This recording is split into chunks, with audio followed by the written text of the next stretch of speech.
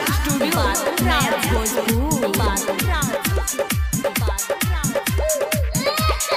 करिया तोर मरद बावे रे कजली करिया तोर मरद बावे रे कजली ताई लइका कैसे गोर हो गई ताई लइका कैसे गोर हो गई देवरा खानी बावे कर रूप सगरी देवरा खानी बावे कर रूप सगरी ताई लइका कैसे गोर हो गई ताई बेटा कैसे गोर हो गई ताई लइका कैसे गोर हो गई ताई लइका कैसे गोर हो गई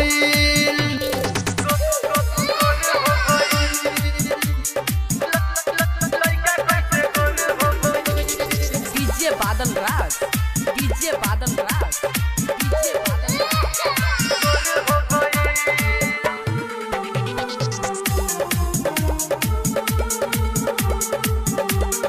आँख रे एक नाक रे सब दोसरे पहन गइल बा भीतरे भीतर खेलनी अंकित अरे खेला कौन भइल बा मरले बाड़ी माजा छुप के रे पगली मरले बाड़ी माजा छुप के रे पगली अन्हार में जोर हो गई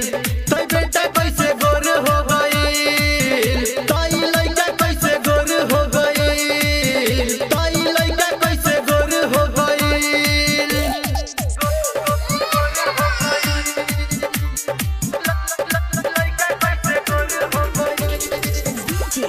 बादल राज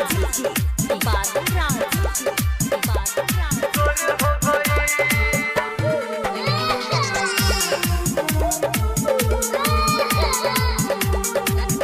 चंदन कहे सागर कहे पूछत सारा जवार बा हम जान ले पहचान ले विष्णु एकर हकदार बा गलिया लागे करा लागल फेरन लभली गलिया लागे करा लागल फेरन लभली